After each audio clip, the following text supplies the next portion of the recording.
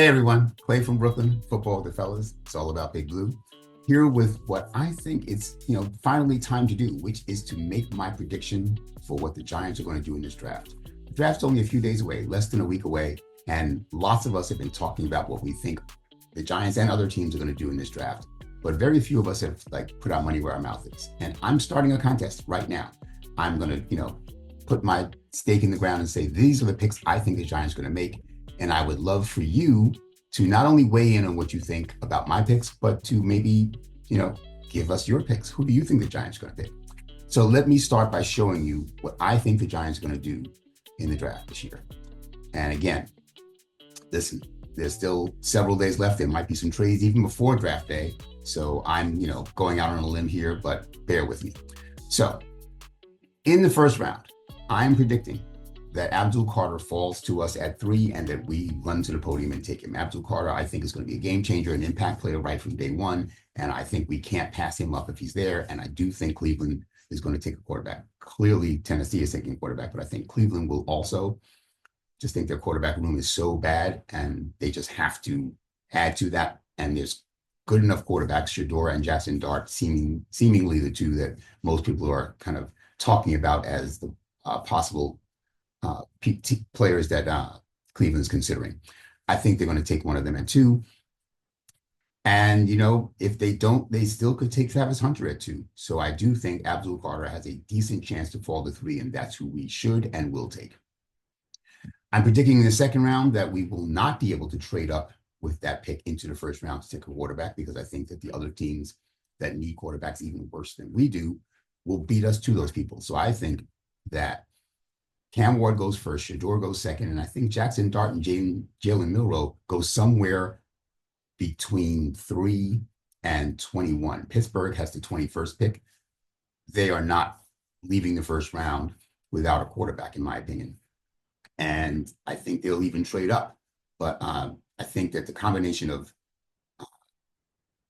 New Orleans at number 9, Indy at number 14, and Pittsburgh at number 21, all of whom need quarterbacks, is too much of a temptation for all 3 of them to pass on quarterbacks. So I think those quarterbacks are going to be gone. And so we won't be able to move up for a quarterback, which means that we're going to keep our second round pick, because I don't think we would move up for anyone else.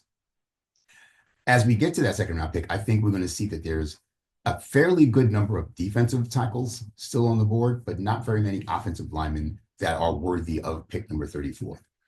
I'm predicting that Jonah Savainea, I hope I'm saying his name close to correctly, slips out of the first round into the second round and is clearly the best offensive lineman still on the board. And when we look at that and we see that, hey, it's really only one offensive lineman left that makes sense here, and there's 4 or 5 defensive linemen, that we decided go with scarcity and pick the offensive lineman. So Jonah Savainea out of Arizona, who played tackle in college, but I think we're going to use him at guard, becomes the guy that I think we pick at pick number 34. And he will also provide us depth at offensive tackle for the inevitable Andrew Thomas injury, where he misses a few games each year. Hopefully not, but that seems to be the history. So, Jonah, welcome to Big Blue. And then I have a trade. You see these things in red here, these numbers in red. These were our original draft picks, 65, 105, and 246. And I'm saying that we're going to combine them and move up to pick number 46. Atlanta only has 5 picks in the whole draft. And I'm pretty sure they want more than that.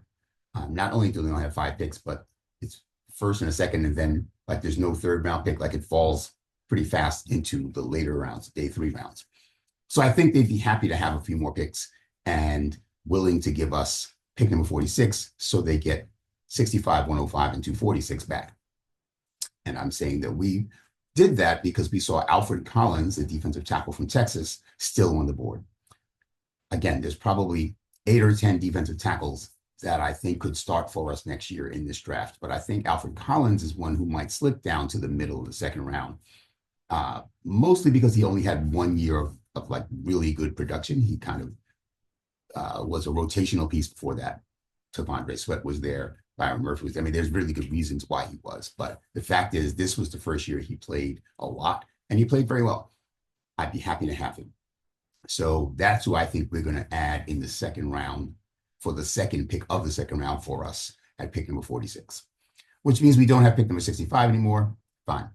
But we do have pick number 99, and I think that is where we're going to pick a quarterback. I think we're going to pick Kyle McCord, who we brought in for one of the visits, and who I frankly am surprised more people aren't talking about. I mean, he didn't look great at the combine, granted, but the numbers he put up all year were great. I mean, he literally led the country in passing. So I don't understand why that man isn't being seen as a better prospect, but it seems like he's falling down a lot of boards, maybe again because he didn't have a great combine. But I'm happy to take him at number 99. Again, I think that Shane and Dable need to draft a quarterback in this draft, and I don't think they're going to get to take one in the first round. And again, the value wouldn't have been, I wouldn't have taken Kyle McCord at number 34 or even number 46. But now the value kind of lines up, and you're like, okay, this is a good place to take a quarterback like that who will sit for a year or two and learn behind, the quarterbacks that we just signed this year in free agency, right? So Russell Wilson and Jameis Winston can show him the ropes. And then maybe year 2 or 3, he's ready to step in. And if not, listen, we could always draft another one next year. But I do think he's worth the investment at that point in the draft. So you see, we don't have pick number 105 anymore because I used that to move up. But we do have pick number 154. This is a bit of a hope and a prayer. I don't think Teddy Buchanan's going to last to the 5th round, to be honest. I think he is a better football player than that. And a lot of people know that. And he showed at the combine that he's also a very good athlete, which is perhaps one of the things that was a question mark. So I think he's going to go in round 4, maybe even round 3. But I'm going to take a shot. A lot of the mock drafts I do, he's still there in the 5th and sometimes even later than that. So I'm going to take a shot that he somehow stays on the board. Listen, Tariq Woolen lasted to the 5th round, and I didn't understand that either. So you never know. Darius Slayton lasted to the 5th round. That's when we took him. So I'm going to say Teddy Buchanan, inside linebacker from Cal, who had like a bazillion tackles this year. He's a tackling machine, is still on the board, and that we pick him. And that value is outstanding at that point in the draft. We don't have a 6th round pick, and I gave away one of our 7th round picks. So what I'm going to say is that we realize that Graham Gano has to go and that we need to replace him.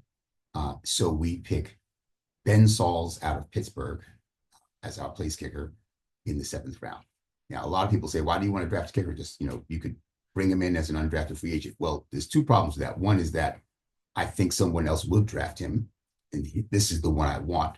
And 2, why would he come here if he is being brought in as an undrafted free agent where he's got 32 teams to choose from and he gets to decide where he goes? Why would he pick the Giants? Why would he pick a team that isn't very good and that plays in the cold if he has a choice of where he could play?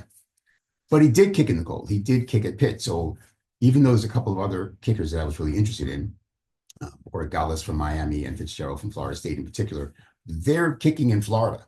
Here's a guy who kicked in Pennsylvania. So I'm feeling like he's more likely to be able to make the adjustment to kick in New York at MetLife Stadium, technically New Jersey, at MetLife Stadium, Giant Stadium in my mind, and deal with the wind and the cold better than a guy who's been kicking in Florida all his life. So that's my draft. Again, Abdul Carter, Jonas Savanaya, Alfred Collins, Kyle McCord, Teddy Buchanan, and Ben Sauls are the people who I think we're going to pick. But who do you think? What do you think about my picks? Who do you think we're going to pick?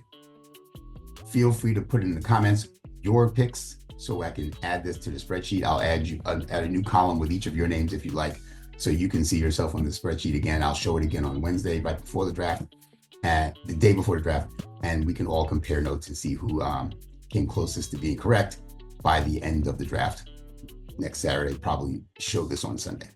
All right, so those are my picks. Love to hear your comments. As always, share, like, subscribe, all that good stuff. Clay from Brooklyn, Football with the Fellas. It's all about Big Blue, and I'm out.